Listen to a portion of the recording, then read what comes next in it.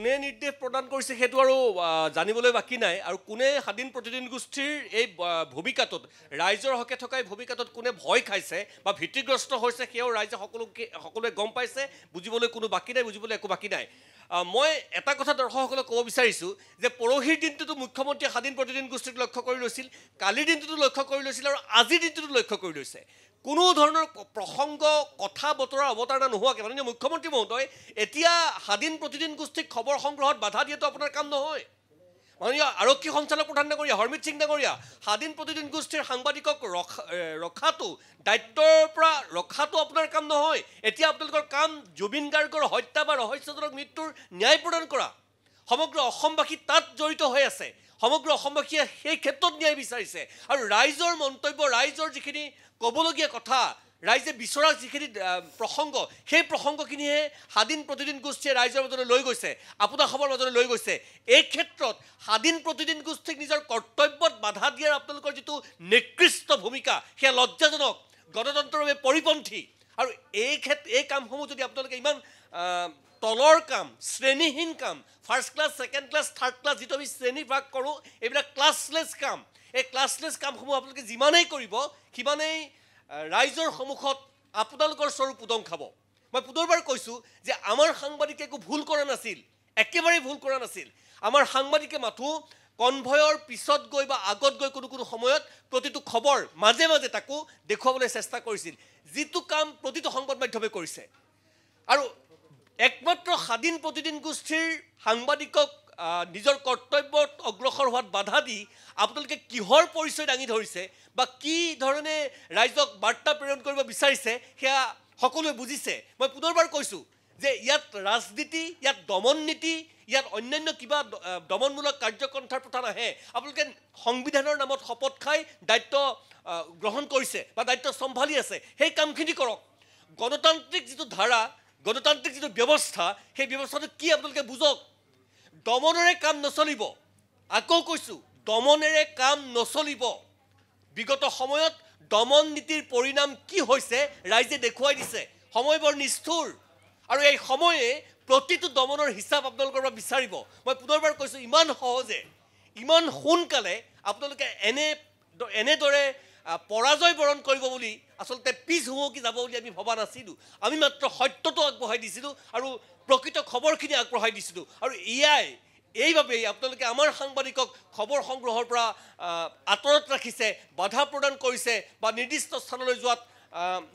প্ৰতিবন্ধক হিচাপে থিয় দিছে অত্যন্ত লাজৰ কথা ঋতুমণি অত্যন্ত বেছি লাজৰ কথা এয়া গণতান্ত্ৰিক এটা ব্যৱস্থাত চলা দেশৰ বাবে সমাজ ব্যৱস্থাৰ বাবে ঋতুমণি হয় সুনীত কুমাৰ ভূঞা কালিৰ দিনটো সংবাদমেল সম্বোধন কৰি জিটি কৈছিল যে বাক্সাত যিসকল লোক গৈছিল সেইসকল লোকক সংবাদ মাধ্যমেহে টানি আনিছে আৰু বাইক ল'বলৈ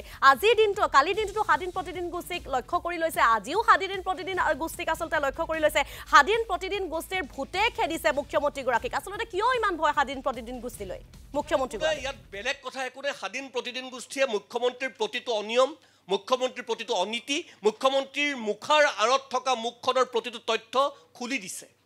মুখ্যমন্ত্ৰীয়ে প্ৰতিটো প্ৰসংগতে আপুনি যদি পূৰ্বৰ পৰা চাই প্ৰতিটো প্ৰসংগতে কালি পৰহি মুখ্যমন্ত্ৰী ডাঙৰীয়াই যি ধৰণে স্বাধীন প্ৰতিদিন গোষ্ঠীক পৰোক্ষভাৱে আক্ৰমণ কৰিছে কোনো দৰকাৰ নাছিল এইবিলাক অদৰকাৰী কথা খুটি লোৱা বস্তু কোনো দৰকাৰ নাছিল প্ৰাসংগিকেই নহয় 12 বছৰ পুৰণি প্ৰসংগ টানি আজিৰ যিটো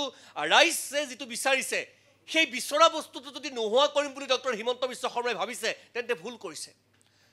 জুবিন গাৰ্গ আমি পুনৰবাৰ কৈছোঁ বাৰে কৈছোঁ জুবিন গাৰ্গৰ হত্যা কৰা হৈছে বা জুবিন গাৰ্গৰ ৰহস্যজনক মৃত্যু হৈছে হত্যা বুলি তেখেতে উত্থাপন কৰিছিল প্ৰথমতে আৰু এই প্ৰসংগত অসমৰ ৰাইজ আজি জাঙুৰ খাই উঠিছে অসমৰ ৰাইজে ন্যায় বিচাৰিছে #জাষ্টিছ ফৰ জুবিন গাৰ্গ লিখিছে আৰু তাৰ সেই কথাখিনি ৰাইজৰ মনৰ কথাখিনি স্বাধীন প্ৰতিদিন গোষ্ঠী আগবঢ়াই নিছে ইয়াত মুখ্যমন্ত্ৰীৰ গা বেজ বজোৱাৰ ইমান কি কাৰণ থাকিব পাৰে মুখ্যমন্ত্ৰীয়ে কিয় ইমান লক্ষ্য কৰি লৈছে সেয়া একমাত্ৰ তেখেতে জানিব আমি পুনৰ কৈছোঁ ৰাইজৰ মনৰ কথাখিনি আমি আপোনালোকলৈ আগবঢ়াইছোঁ ৰাইজৰ কথাখিনি আমি সমাজলৈ আগবঢ়াইছোঁ আৰু সেইখিনি কথা কোৱাৰ বাবেই ঋতুমণি মই এটা কথা মাত্ৰ দোহাৰিব বিচাৰিছোঁ আজিকালি সামাজিক মাধ্যমৰ যুগ আমি যেতিয়া এই গুৱাহাটীৰ পৰা শেখৰ গোস্বামী আৰু অমৃত প্ৰভাক লৈ যোৱা গোটেই কনভয়টোৰ পোনপটীয়া সম্প্ৰচাৰ দেখুৱাইছিলোঁ মাজে মাজে আমি অন্যান্য খবৰ দিছিলোঁ তাত যেতিয়া সামাজিক মাধ্যমৰ বা ফেচবুকৰ কমেণ্টবিলাক আমি চাওঁ, সকলোৱে ৰাইজে বিচাৰিছে যে এইবিলাক খবৰ নালাগে, এই দুটাক এই শেখৰ বা অমৃত প্ৰভাক ক'লৈ নিয়া হৈছে, কোনফালে নিয়া হৈছে সেই খবৰখিনি আমাক লাগে, আমি সেইখিনি বস্তু বিচাৰিছোঁ। আৰু ৰাইজৰ বা দৰ্শকৰ মনৰ কথা বা বিচৰাটো আমি দিবলৈ চেষ্টা কৰিছোঁ, সেয়াই আমাৰ অপৰাধ নেকি, সেয়া আমাৰ ভুল নেকি? মাননীয় মুখ্যমন্ত্ৰী মহোদয়, বাৰে বাৰে কৈছোঁ, মাননীয় আৰক্ষী সঞ্চালক প্ৰধান মহোদয়, এয়া আপোনালোকৰ চৰম পৰাজয়ৰ পৰিৱেশ, হতাশাৰ চিন। আৰু ইমান সহজে ইমান সোনকালে আপোনালোকে এই দিশটোত এনেকৈ যাব বুলি আচলতে কোনেও কল্পনা কৰা নাছিল। মই পুনৰবাৰ কৈছোঁ যে অকল প্ৰতিদিন টাইমৰ সাংবাদিকক বাধা প্ৰদান কৰা হৈছে, অকল প্ৰতিদিন টাইমৰ বাহন ৰখোৱা হৈছে, বাকী সকলো মাধ্যমৰ বাহন গৈছে, বাকী সকলো সংবাদ মাধ্যমৰ সাংবাদিক গৈছে। এয়া কিয়? ৰাইজে প্ৰশ্ন কৰিছে আৰু ইয়াৰ উত্তৰ সুনীত কুমাৰ ভূঞা, ৰাইজৰ বাবেহে আচলতে প্ৰতিদিন গোষ্ঠীয়ে অহৰ্নিশে বাতৰি সংগ্ৰহ কৰি আছে, বাতৰিসমূহ জনাইছে। কিয়নো জুবিন গাৰ্গৰ যি ৰহস্যজনক মৃত্যুৰ ঘটনা, সেই সন্দৰ্ভত কি হৈছে, কি নাই হোৱা, কিমান দূৰলৈকে তদন্ত আগবাঢ়িছে, CID দলে কিমান দূৰলৈকে তদন্ত চলাই গৈছে, তাক জানিব বিচাৰিছে। তাৰ প্ৰতি লক্ষ্য ৰাখি প্ৰতিদিন গোষ্ঠীয়ে অহৰ্নিশে বাতৰি সংগ্ৰহ কৰিছে, দৰ্শকসকলক জনোৱাৰ চেষ্টা কৰিছে। প্ৰকৃত তথ্য বা সত্য তথ্যসমূহ উদ্ঘাটন কৰিবলৈ সক্ষম হ'ব বুলি ভয় খাইছে নেকি প্ৰতিদিন গোষ্ঠীলে? সেইখিনি কথা একমাত্ৰ মুখ্যমন্ত্ৰীয়ে জানিব। কিন্তু মুখ্যমন্ত্ৰীয়ে যদি ভাবিছে যে এই ধৰণৰ দমন নীতিৰ দ্বাৰা কিবাকে হ'লেও স্বাধীন প্ৰতিদিন গোষ্ঠীৰ যিটো ৰাইজৰ হকে কাম কৰা বা ৰাইজৰ পক্ষত কাম কৰি থকাৰ যিটো পৰম্পৰা, সেই পৰম্পৰাটো যদি ৰোধ কৰিম বুলি ভাবিছে, তেখেতেও ভালকৈ জানে সেইটো কথা, সেয়া একেবাৰে অসম্ভৱ। মই পুনৰবাৰ কৈছোঁ, এতিয়াও আমি মোৰ সতীৰ্থ বীৰেন বৰাই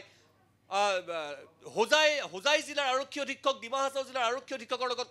কথা পাতিবলৈ চেষ্টা কৰি আছে। হোজাই জিলাৰ আৰক্ষী অধীক্ষকে ফোন ধৰা নাই, টেলিফোন ধৰা নাই। ডিমা হাছাও জিলাৰ আৰক্ষী অধীক্ষকক টেলিফোনত পোৱা নাই। আমি সুধিবলৈ চেষ্টা কৰিছোঁ, আচলতে কোনে নিৰ্দেশ দিছে? স্বাধীন প্ৰতিদিন গোষ্ঠীৰ বাহন ৰখাবলৈ কোনগৰাকী বৰমূৰীয়াই নিৰ্দেশনা জাৰি কৰিছে? কাৰ নিৰ্দেশ? কিয় আৰু কৰ্তব্যৰত আৰক্ষী জোৱানে কৈ দিছে যে ওপৰৱালাৰ নিৰ্দেশ আছে, আপোনালোকৰ বাহন ৰখাবলগীয়া হৈছে বা আমি ওপৰৱালাৰ নিৰ্দেশৰ মতে বাহন ৰখাইছোঁ? এই কথাখিনি বৰ বেছি লাজ লগা হৈছে। মই বাৰে বাৰে কৈছোঁ যে আমাৰ সাংবাদিকে একো ভুল কৰা নাছিল, আমাৰ সাংবাদিকে অন্য একো ব্যতিক্ৰম কৰা নাছিল। আমাৰ সাংবাদিকে মাত্ৰ প্ৰতিটো খবৰ দাঁৰৰ বাতৰি দাঁৰে দিছিল, প্ৰতিটো খবৰ পোনপটীয়া সম্প্ৰচাৰ কৰিছিল। আৰু এইখিনি কাম কৰিবলৈ যাওঁতে ৰজাঘৰীয়া ৰোষত পৰিছে স্বাধীন প্ৰতিদিন গোষ্ঠী বা ৰজাঘৰীয়া ৰোষত পৰিছে স্বাধীন প্ৰতিদিন গোষ্ঠীৰ সাংবাদিক। বীৰেন বৰাক ৰখোৱা হৈছে, বাহন ৰখোৱা হৈছে, তেখেত কোন সংবাদ মাধ্যমৰ সোধা হৈছে। যেতিয়া তেখেতে নিজৰ পৰিচয় দিছে যে মই প্ৰতিদিন টাইমৰ সাংবাদিক, তেখেতক ৰখাই পেলাই কোৱা হৈছে যে এইখন বাহন যাবলৈ দিয়া নহয়, আমাক এই বাহনখন ৰাখিবলৈ ওপৰৱালাই নিৰ্দেশ দিছে। কিমান কাপুৰুষালীৰ পৰিচয় আৰু কিমান তললৈ যাব এই চৰকাৰখন?